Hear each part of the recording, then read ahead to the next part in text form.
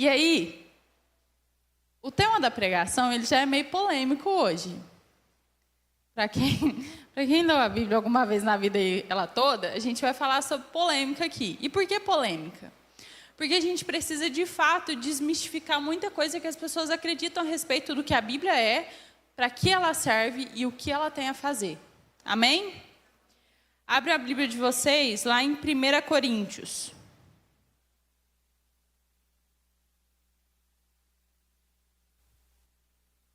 Primeira Coríntios 1, 18 até o 24.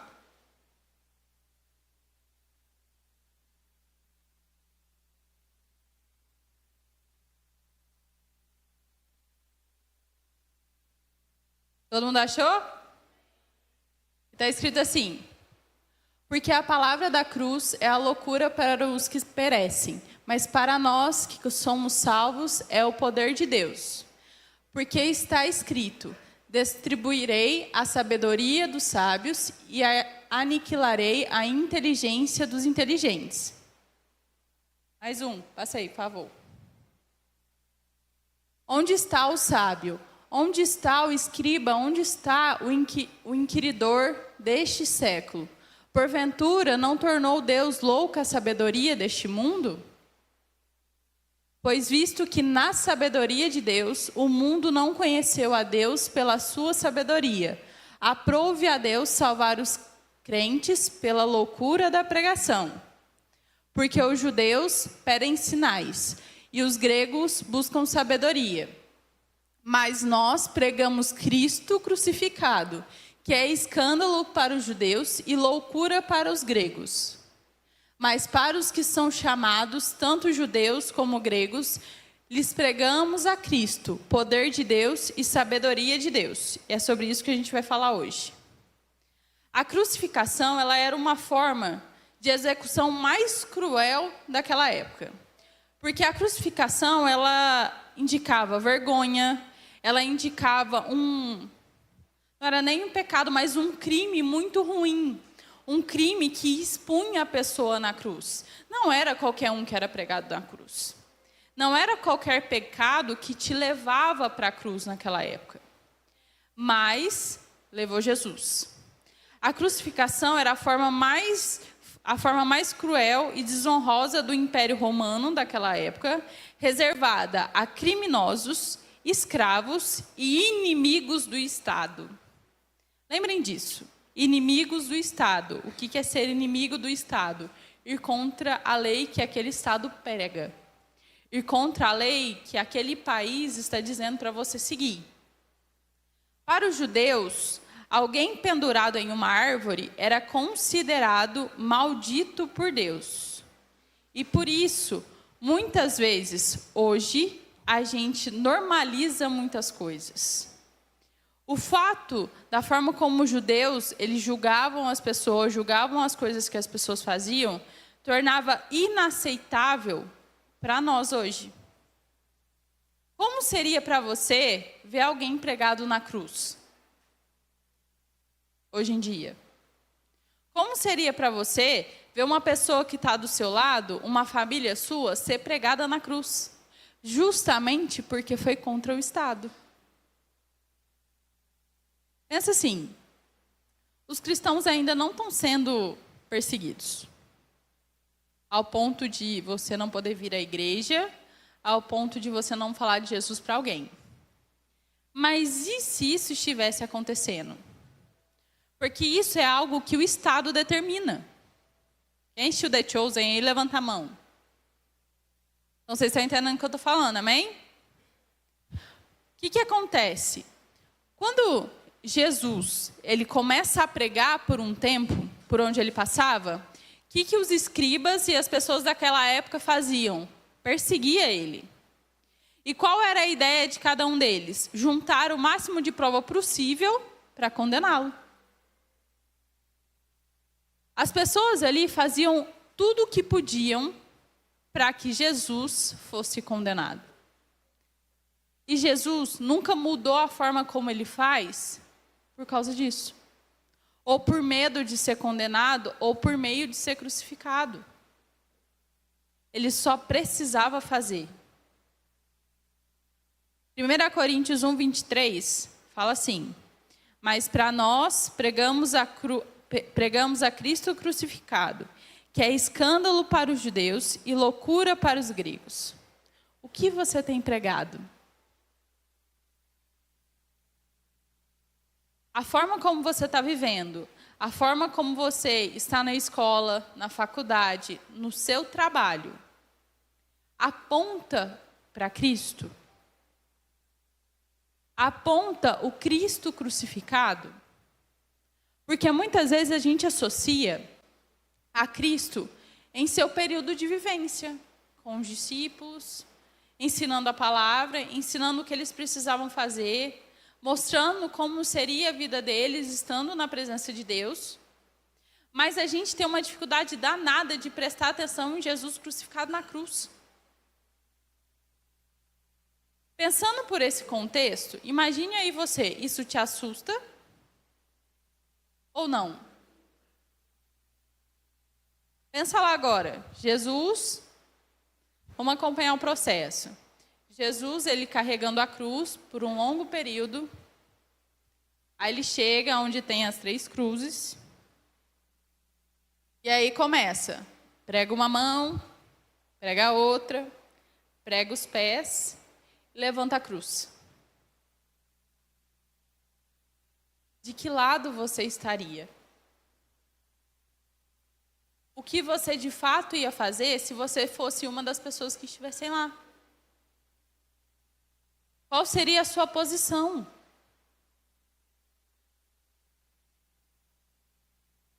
Porque é isso que a gente vai passar a viver. A nossa fé já está sendo questionada. As pessoas, elas questionam a nossa fé. Você já viu tanto que como muda a postura das pessoas e o ambiente quando você fala que você é crente? Já viu como as coisas mudam quando isso acontece? A galera que está aí na escola, na fase ensino médio, vocês já viram tanto que isso muda? Como você assume de fato uma postura de cristão dentro da sua escola? Ou quando você assume uma postura de cristão dentro da sua faculdade, você fala não para as festas, não para os rolês. Aí o povo fala assim, vai. Você só vai, não acontece nada. Você não precisa beber, você não precisa ficar até tarde. Aí você fala assim, não me convém ir, porque é no sábado tem culto da rede. Então não dá para ir. Galera, sempre tenham em mente que a forma como vocês vivem apontam se vocês são seguidores de Cristo e se vocês não são. Isso é nítido por conta das posturas que vocês têm. O não que vocês não dizem, a roupa que você usa, a forma como você se comporta, o vocabulário que você usa para falar com as pessoas, a sua rede social. Tudo isso aponta a Cristo. Não tem como uma coisa dessa ser diferente daquilo que a Bíblia prega. Como que a gente descobre o que é um falso profeta? Porque ele não vive o que prega. Porque ele não vive aquilo que ele fala que ele está fazendo. Então pensa aí. Você posta um monte de coisas legais no seu Instagram. Aí vem para a rede agora tira muita foto, então a sua carinha vai aparecer em algum momento no Instagram da rede. Mas fora daqui, não é um comportamento que agrada a Cristo. Não é um comportamento bíblico. Vocês conhecem a Cristo, vocês frequentam uma igreja. O que fazem vocês pecarem fora daqui? Não é ideia de poder? Eu posso? Não, eu vou lá, vou fazer porque eu posso, mas depois Deus me perdoa. Depois eu volto para a igreja. Depois eu vou lá, me explico, converso com o Senhor, E aí ele me aceita e tudo volta ao normal. Galera, glória a Deus que Deus tem muita paciência. Mas muita mesmo. Porque se ele não tivesse, o que seria de nós? Se Deus não tivesse paciência com o que a gente faz, o que seria de nós? Como a gente estaria aqui agora? Quantas pessoas estariam aqui agora se a gente vivesse dessa forma?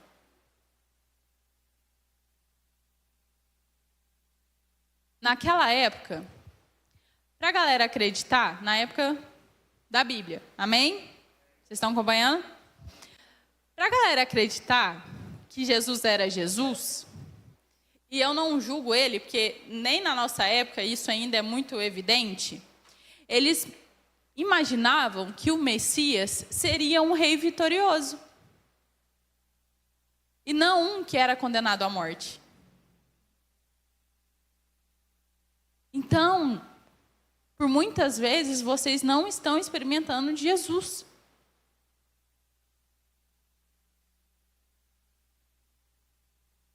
Porque sim, ele é vitorioso e vamos viver com ele, mas naquela época não era.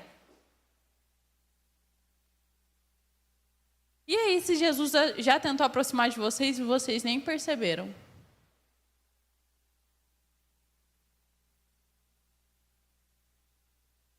E aí vem através daquele bom dia, daquele, faz uma oração por mim. Você pode me ajudar nisso aqui?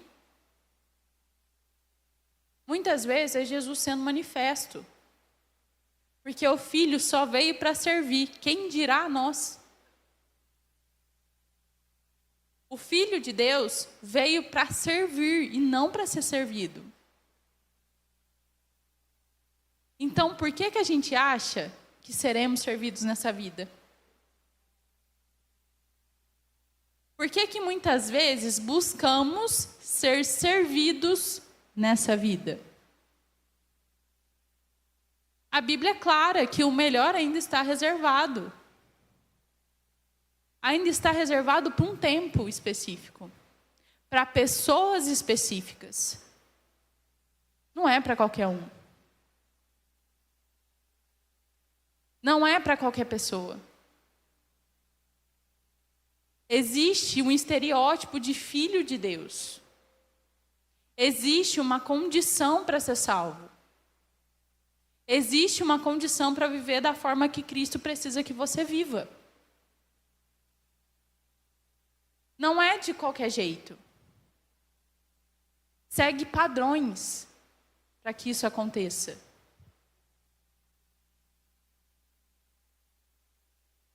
Naquela época, proclamar Jesus como Senhor e Salvador, como a gente faz hoje, quando você chega na igreja, dá a paz do Senhor, quando você encontra alguém na rua, você dá a paz do Senhor, colocava os cristãos daquela época em confronto com o Império Romano. Ou seja, eles já eram perseguidos, só de dar a paz do Senhor.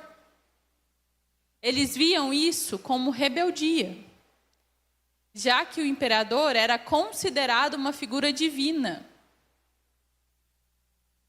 Então, galera, quais são os ídolos da vida de vocês?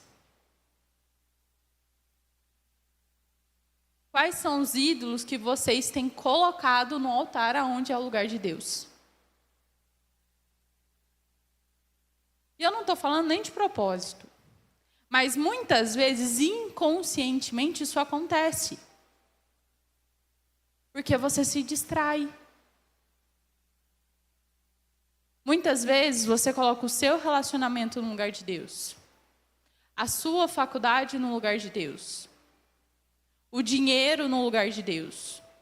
O trabalho no lugar de Deus. Simplesmente porque são coisas que te dão prazer antecipado.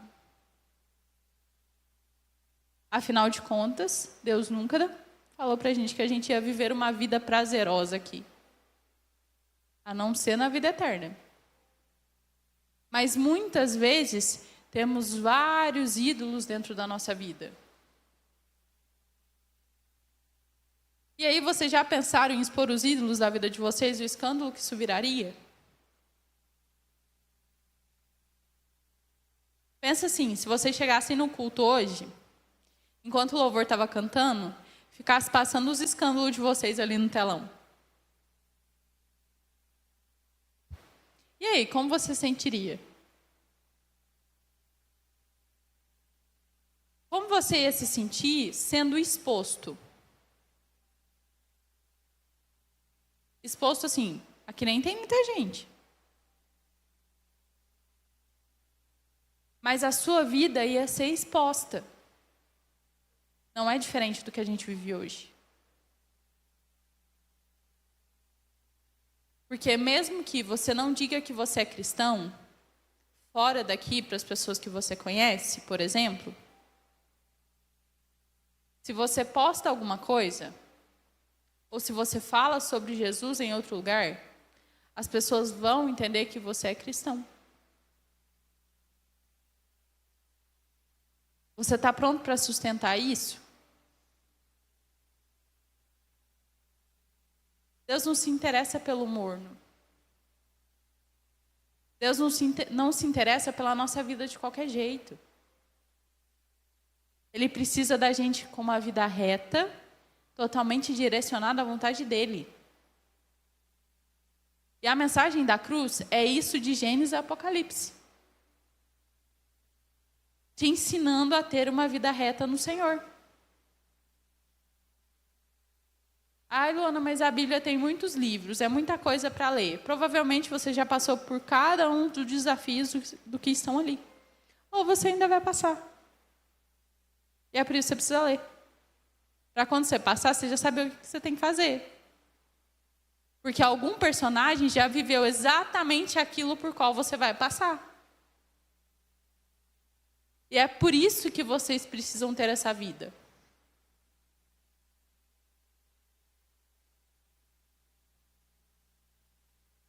No tempo de Paulo, a cruz era considerada um escândalo imenso. Galera, o que é um escândalo imenso? Hoje é muito difícil medir o que é um escândalo muito grande, porque a gente tem rede social que torna as coisas muito mais amenizadas, digamos assim. Mas aí, quando a gente vai olhar para o contexto bíblico, não se trata da nossa experiência. Se trata do que eu faço com a experiência daquele que está vivendo. Galera, pensa assim. Vocês acham que quando Jesus veio, ele sabia ou não sabia o que ia acontecer? Agora vocês respondem. Ele sabia ou não sabia?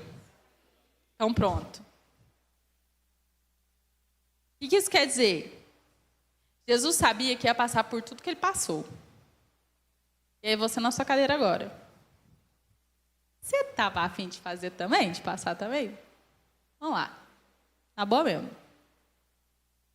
É cômodo pensar, falar assim, caramba, imagina.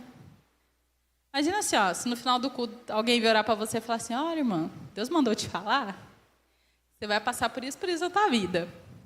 Você fala amém, ou você fala está repreendido em nome de Jesus? Conseguem entender a diferença? Existe uma diferença muito grande em a gente estar realmente disposto na presença do Senhor. Existe uma diferença muito grande entre a gente estar disponível para viver as coisas com Deus.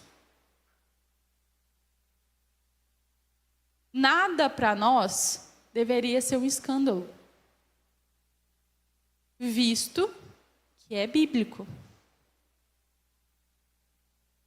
Muitas coisas para nós, quer ver? Ficar 12 horas jejuando. Nossa, meu Deus, não consigo ficar 12 horas jejuando. Vou morrer. É bíblico.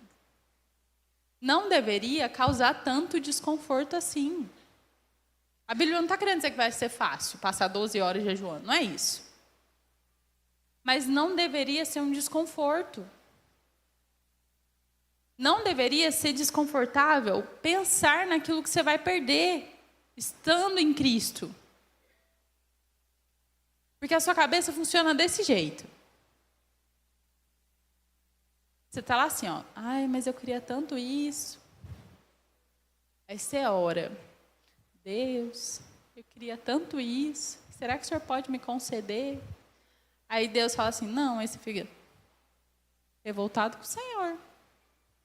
Porque Deus falou não. E aí a gente volta lá no contexto inicial. A mensagem da cruz para você é um escândalo ou um poder? Porque Jesus crucificado na cruz expõe muito mais nós do que ele. Tenham em mente isso. Jesus na cruz não é sobre ele, é sobre nós. É sobre os nossos pecados, é sobre as nossas dificuldades, é sobre aquilo que a gente não gosta de fazer. A cruz é sobre nós. O peso da cruz é sobre nós. Não é sobre o sacrifício dele. Porque nenhum de nós seria capaz de passar por isso. Alguns aí vão tirar sangue e quase desmaia. Amém? E aí, galera, se vocês tivessem que ser pregados na cruz, consegue entender a dimensão do que isso significa? Naquela época, não existia o preguinho de hoje, que a gente bate na madeira assim, ó, ou bate na parede para pendurar um quadro. Não era assim. Eram pregos grandes, porque precisava segurar um corpo na cruz. E é tão criterioso porque ele precisava ser batido em um lugar específico para que a pele não desprendesse.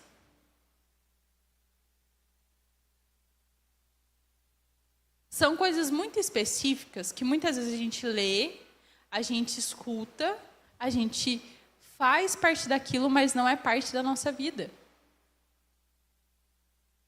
Porque é necessário pensar na dimensão do que aquilo significou. É necessário pensar no quanto aquilo foi dificultoso até para Jesus. Porque ele pede para Deus afastar o cálice dele.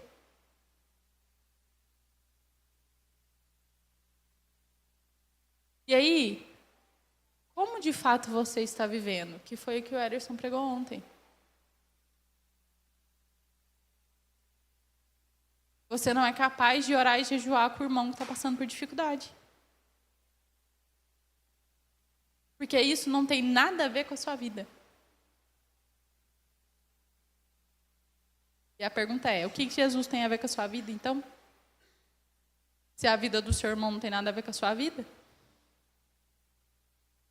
Vocês estão entendendo?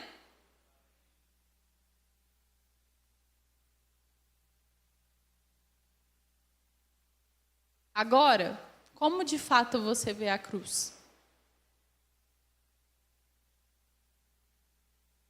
Ela de fato é significativa? Ou é um símbolo vazio?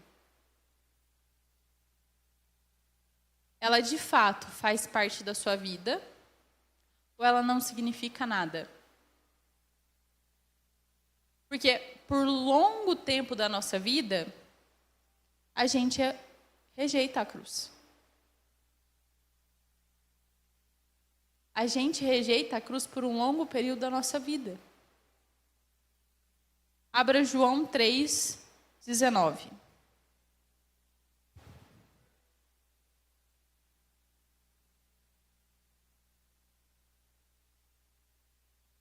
João 3.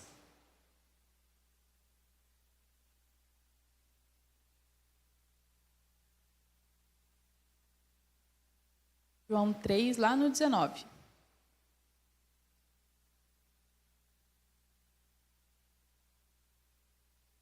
Todo mundo achou?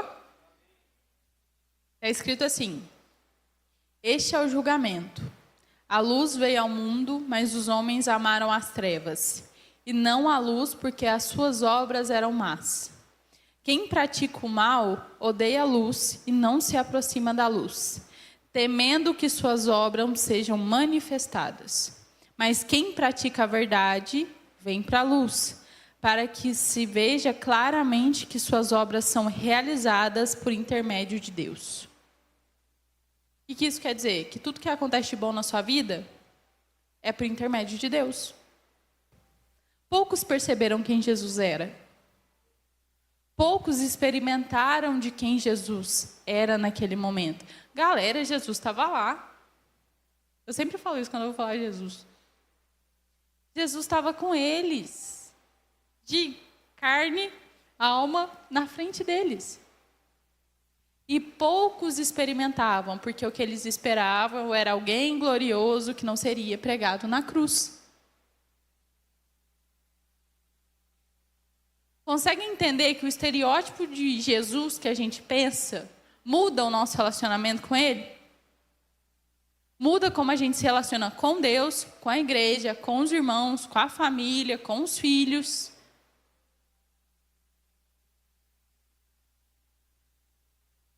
Tudo bem que a Bíblia aponta como vai ser a volta de Cristo. A volta. Mas Ele habita entre nós. E como é Jesus para você? E como de fato é estar na presença de Jesus para você? Como você reconhece quem Jesus é? Abra a Bíblia lá em Isaías 53.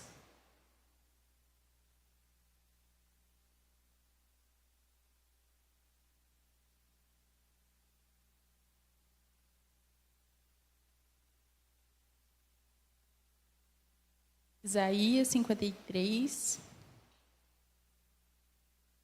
lá no versículo 2.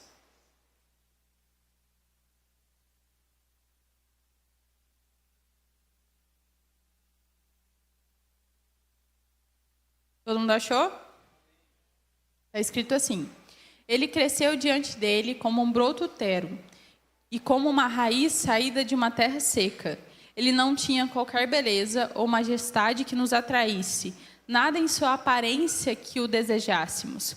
Foi desprezado e rejeitado pelos homens, um homem de tristeza e familiarizado com o sofrimento, como alguém de quem os homens escondem o rosto. Foi desprezado e nós não tínhamos em estima. Certamente Ele tomou sobre si as nossas enfermidades e sobre si levou as nossas doenças. Contudo, nós o consideramos castigado por Deus, por ele atingido e afligido. Mas Ele foi transpassado por causa das nossas transgressões. Foi esmagado por causa das nossas iniquidades. O castigo que nos trouxe a paz estava sobre Ele, e pelas suas feridas fomos curados. Todos nós, tal qual ovelhas, nos desviamos, cada um de nós se voltou para o seu próprio caminho, e o Senhor fez cair sobre ele a iniquidade de todos nós. Amém? Galera, é todos nós, desde até não sei quando. A gente não sabe quando Jesus vai voltar. Mas todas as nossas iniquidades estão sobre Ele. Para que nós vivemos agora obedientes à vontade do Senhor. E a cruz aponta isso. A cruz requer de nós obediência, mansidão, jejum, oração, um comportamento reto à palavra de Deus.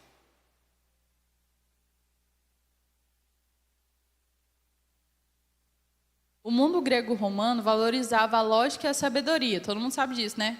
Todo mundo aí fez ensino fundamental. As professoras ensinam isso pra gente.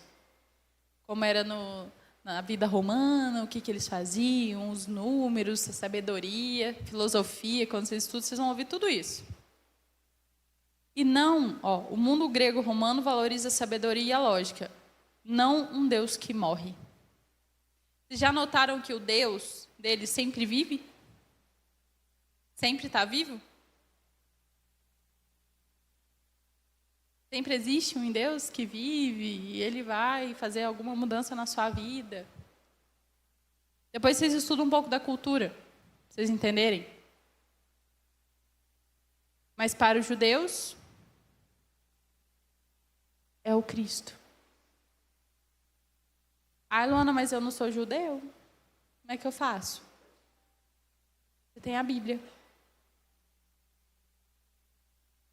Você tem a Bíblia na sua casa, você conhece quem o Senhor é, o que Ele precisa que você faça. E você é filho.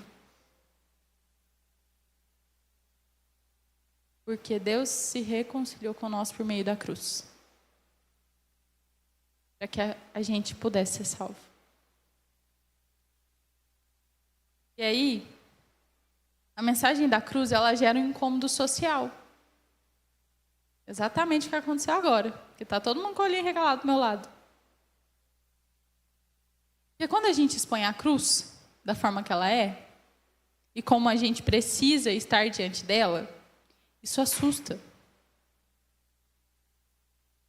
Isso assusta, isso incomoda, isso causa sentimentos ruins. Ai, eu não gosto desse assunto. Já vi muita gente falar disso. Não gosto desse assunto. Não gosto de falar sobre isso. Desde o princípio, a cruz só existe para que você seja confrontado o tempo todo.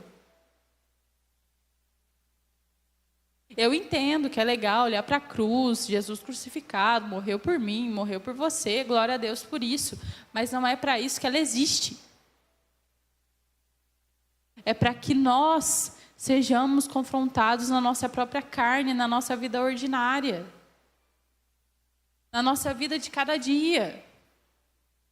Imagina assim, ó, se todos os dias da sua vida, você sair da sua casa e tivesse uma cruz atrás de você.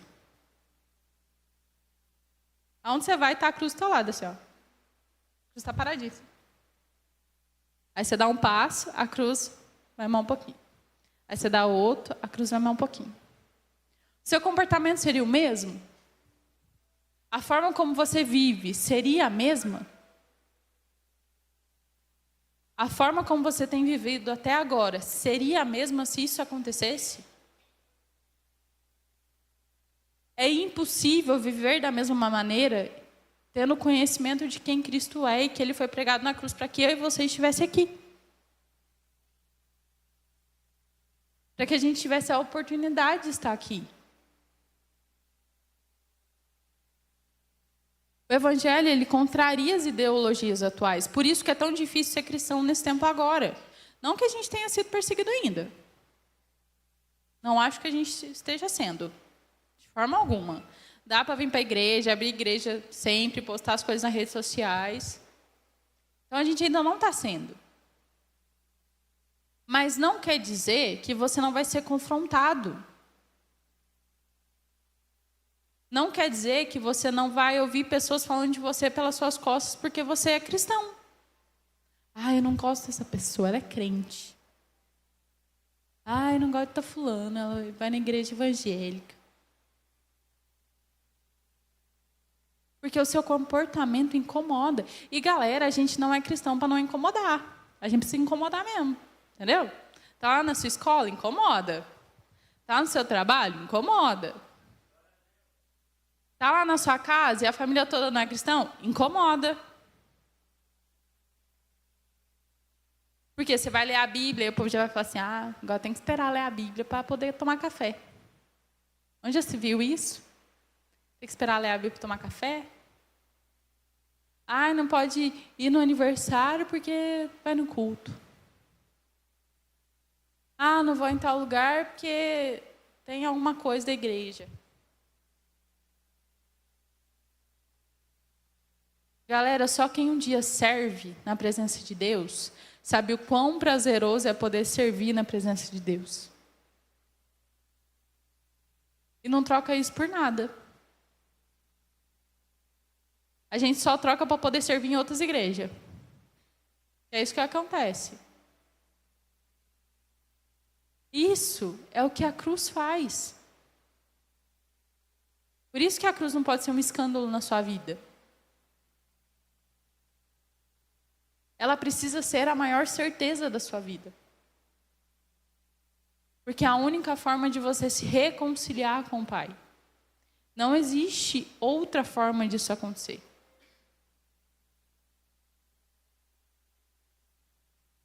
Evangelho, ele contraria as ideologias atuais. No individualismo, a cruz exige redenção e dependência de Deus. No relativismo, a cruz afirma a verdade absoluta do pecado e da salvação. Na cultura, a cruz nos chama a negar a nós mesmos. Então, gente, vocês não vêm para o culto porque vocês estão muito felizes, vocês querem muito vir no culto. Vocês não oram porque vocês querem muito orar e estão muito dispostos a orar. Vocês não fazem jejum só porque vocês querem emagrecer. É tudo o contrário. Você vem no culto porque você faz parte de um povo que juntos buscam a presença de Deus. Por isso que é tão importante que vocês estejam aqui. Você jejua porque é uma ordem bíblica. Você ora porque é uma ordem bíblica. Você busca a presença porque é uma ordem bíblica. Não é uma questão de posso ou não fazer. É necessário que você faça. O Evangelho aponta isso o tempo todo. É necessário que você faça.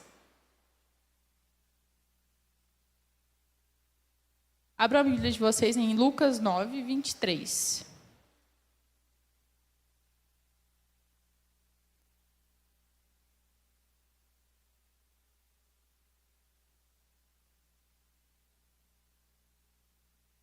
Lucas 9, 23.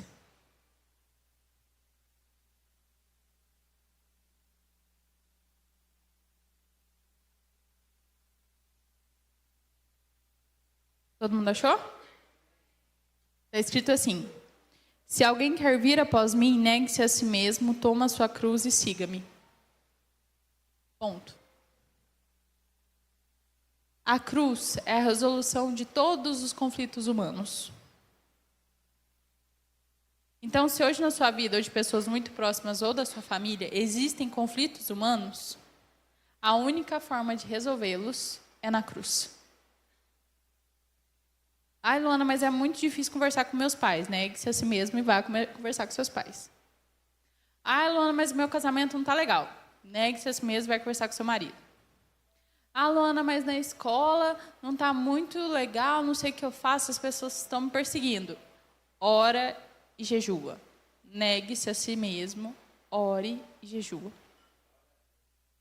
Galera, só existe uma forma da gente ser cristão. Negue-se a si mesmo. O Evangelho não é sobre você.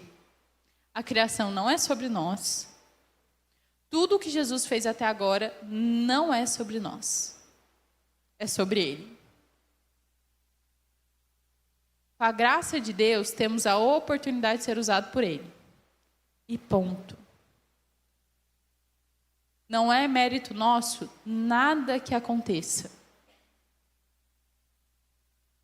Não é mérito nosso nada que se realize na sua vida. Porque primeiro Deus precisa desejar isso para você também. Deus precisa prover tudo que você precisa para realizar. Deus precisa preparar o melhor momento para você receber.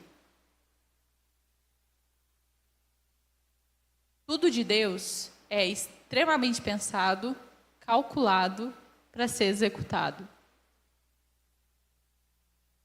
Ai, Luana, mas até agora minha faculdade não deu certo. É da vontade de Deus, sua faculdade?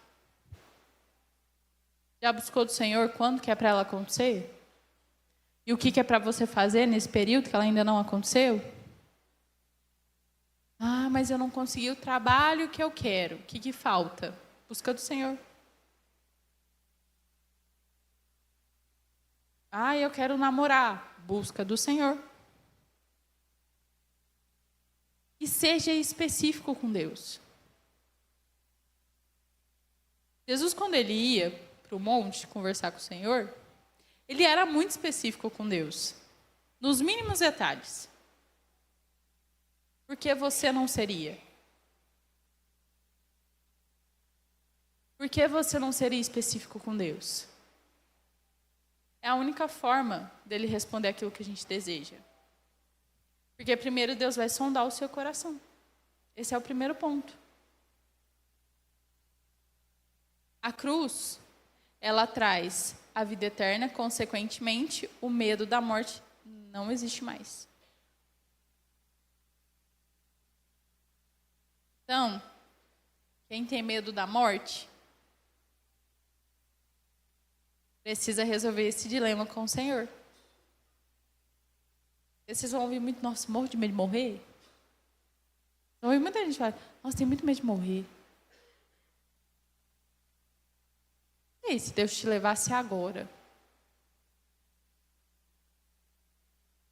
O que aconteceria? Porque morrer para Cristo é lucro. Amém? Então não tenham medo de morrer. Mas busquem do Senhor o que vocês precisam para viver hoje, enquanto esse dia não chega.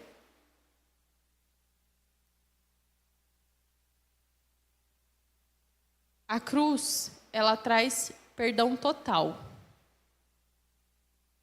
Mas tem parênteses nessa frase. É preciso que você esteja se relacionando com o Senhor. O Ederson pregou ontem sobre os pecados de estimação. A cruz, ela vai trazer o perdão sobre o seu pecado. Mas é necessário que você arrependa verdadeiramente para que isso de fato aconteça.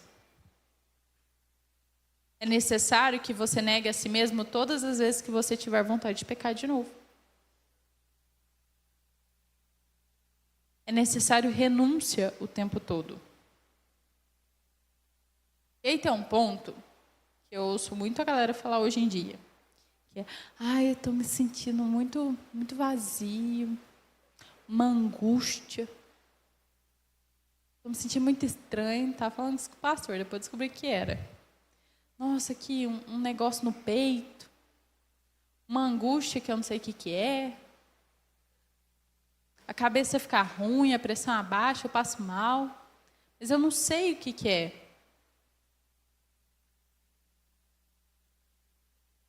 Existe um vazio existencial em nós que a psicologia e a filosofia explica de outro jeito. Esse não é o ponto. Mas isso é necessário para que a gente busque Cristo. Sempre que você duvidar da sua existência, quer dizer que tem muito mais de você do que Deus dentro disso. Porque uma vez que você está em Deus, você tem certeza de quem você é. Você ter certeza de quem você é e do que você nasceu para si. Então a cruz, ela é a resolução do vazio existencial. Pensa assim, a Bíblia tem 66 livros. Se você dividir aí, para ler a Bíblia o ano todo, os 66, vocês vão ter muita coisa para fazer durante 365 dias do ano. E aí, eu oro para que, assim, cada vez que você lê uma parte, Deus fala assim, vou botar uma pergunta na cabeça dessa pessoa aqui. Ela vai ficar encacucada com esse negócio aqui, vai tentar buscar a solução, vazio existencial vai existir? Se isso acontecer? Claro que não, vocês vão estar ocupados demais procurando a resposta do qual Deus colocou na cabecinha de vocês. Isso faz com que vocês tenham desejo de conhecer a Deus. Alana, quer dizer então que o vazio existencial é falta de Deus? Não. Porque muitas vezes você vai passar por questões físicas na sua vida que envolve uma questão mental real. E não é falta de Deus. Precisa ser tratado e precisa buscar um tratamento. Mas Deus precisa habitar no meio desse tratamento. Você vai precisar de suporte, você vai precisar de pessoas do seu lado, você vai precisar de um médico. Mas Deus precisa ser o centro desse lugar, o tempo todo. E aí, qual que é a parte mais importante desse contexto? Pessoas. Porque muitas vezes você vai falar assim, sozinha eu não consigo. Jesus estava sozinho na cruz? Naquele momento Jesus estava sozinho lá? Tinha 2, um de cada lado. Então por que você quer passar os negócios da sua vida tudo sozinho? Ai, Luana, mas ninguém tem nada a ver com a minha vida. Não quero dividir com ninguém. Ninguém tem nada com isso. Gente, uma vez vocês são cristãos, essa opção não existe na vida de vocês. Porque se você é cristão, você serve. Se você é cristão, você está sempre disponível. Cristo esteve sempre disponível. Até quando ele foi para passar os 40 dias, ele falou para o discípulo assim, ó, só um momento que vou ficar 40 dias fora, mas vocês ficam aí, que eu preciso de vocês, que as coisas que não podem parar, então preciso que vocês continuem, vão me retirar para falar com o pai e depois eu volto. Mas ficou gente. O evangelho não é sobre caminhar sozinho. A cruz não é sobre caminhar sozinho. A cruz é sobre um povo que caminha junto. Galera, Jesus não estava sozinho na cruz. Então você não precisa passar a sua vida, passar as dificuldades da sua vida sozinho. Eu sempre falei isso para todo mundo. Toda vez que eu tinha um problema na minha casa, com os meus pais, eu vinha para a igreja. Porque eu sabia que aqui eu ia encontrar alguém.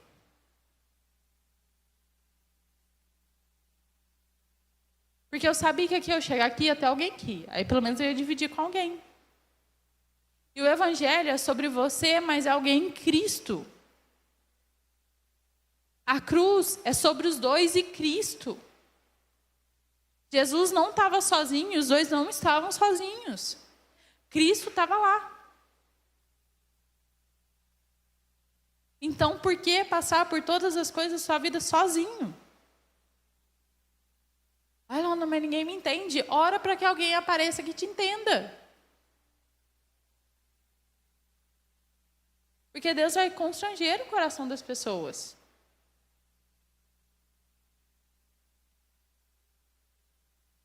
A cruz, ela não é um símbolo legal que tem nas igrejas ou que você carrega. É uma mudança real. É uma identidade de um cristão. É necessário que você entenda a cruz para ser um cristão. Não dá para viver de qualquer jeito. Jesus não morreu na cruz para que você só viesse no culto. Jesus não morreu na cruz só para que você saísse da sua casa no dia de domingo e viesse no culto. Jesus morreu na cruz para que você seja útil para o reino. Ah, Luana, o que é ser útil para o reino? Servir. Fazer algo em prol do reino. O que você tem feito em prol do reino com a sua vida? Quantas vidas você tem abençoado com a sua vida? Quantas pessoas te procuram para saber a sua perspectiva de quem Deus é? Sabe quando a pessoa fala assim para você, senhora, preciso conversar com você. Isso é ser um cristão útil. Porque é muito cômodo para nós vir no culto, domingo, sei lá, da sua casa, 5:45. Aí chega na igreja, quer sentar num bom lugar, né? Ah, tem um lugar ali na frente? Não. Aí fica ali quietinho. Aí acaba o culto, a pessoa pega as coisinhas dela e vai embora. Amém, ouviu a palavra do Senhor e foi abençoado. Mas e o relacionamento com os irmãos? Porque você recebeu uma porção de Deus. Ela precisa ser dividida com alguém.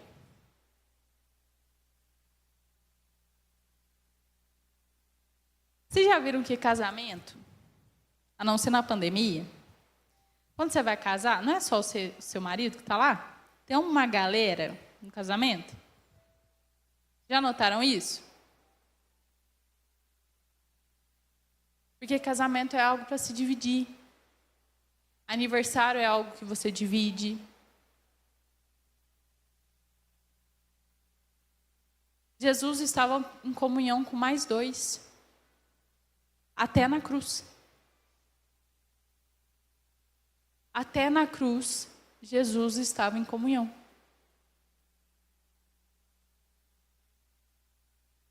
É necessário que a gente tenha isso em mente. A nossa vida não é para ser individual. Eu sinto muito falar isso. Mas a nossa vida é para ser todo mundo junto. É para ser todo mundo juntinho. Um exemplo prático é quando a gente fazia os cultos lá embaixo, nesse calor aqui, ó. Tá. Começava a suar, não tinha como ficar lá embaixo, porque estava muito quente. O povo não saía. É passar esse tipo de perrengue. Isso é o evangelho, nas coisas boas e nas coisas ruins. Isso é a cruz. Glória a Deus pela cruz. Mas para nós que não estávamos lá, não foi tão legal assim não. E glória a Deus pela vida das pessoas que estavam ali. Para a gente é muito bom a cruz agora. Não vivemos isso de uma forma real. Apenas conhecemos a história. Mas precisamos passar a vivê-la.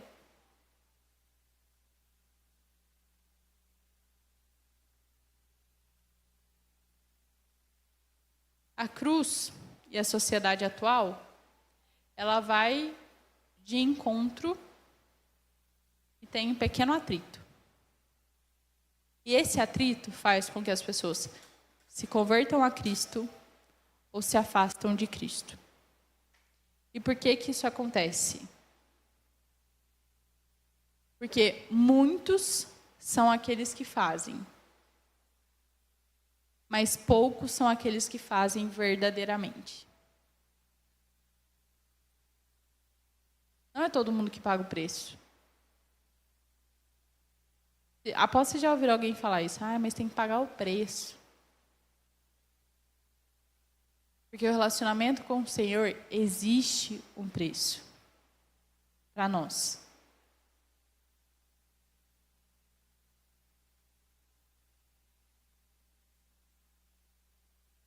Muitas vezes, a busca pelo prazer vai te levar a uma vida totalmente vazia. Sem valor nenhum e sem prazer nenhum. Por mais que você pense diferente. Mas na cruz, encontramos alegria e plenitude. Salmo 16:11 fala assim: na tua presença, plenitude e alegria. Então, quando você quiser estar alegre, vai para a presença de Deus. Porque é plenitude e alegria.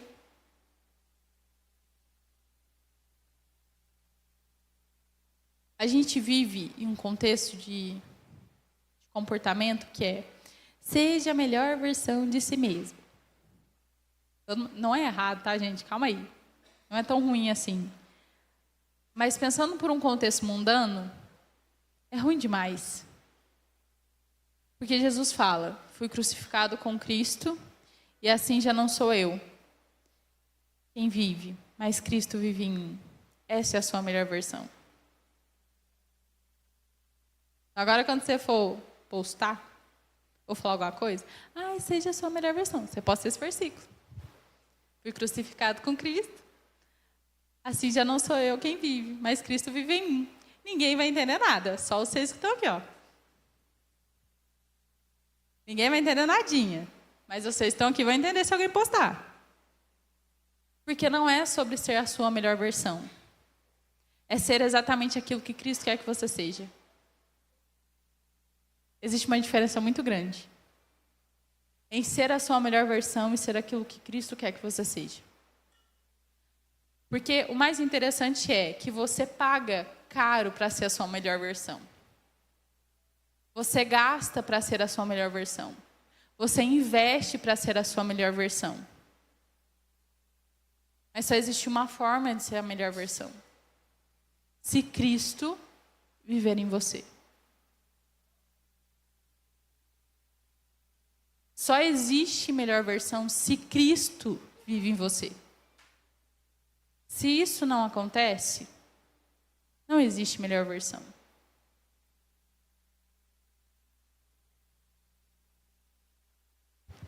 E como dar essa resposta para Cristo? A cruz, você pode rejeitá-la, seguir o caminho da autossuficiência, da sua melhor versão, ou aceitá-la e render-se ao amor de Deus e aquilo que Ele te pede.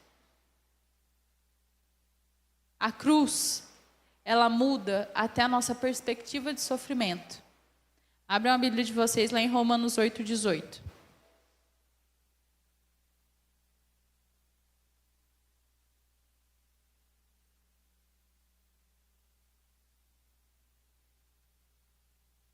Romanos 8:18.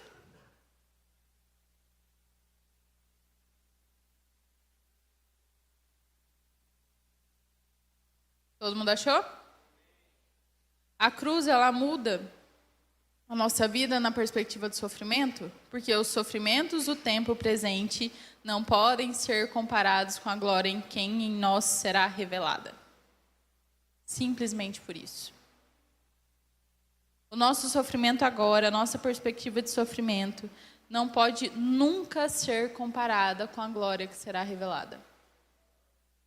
Porque nada se compara à glória que será revelada. Ou seja, você ainda não viveu a plenitude do que Deus tem separado para você.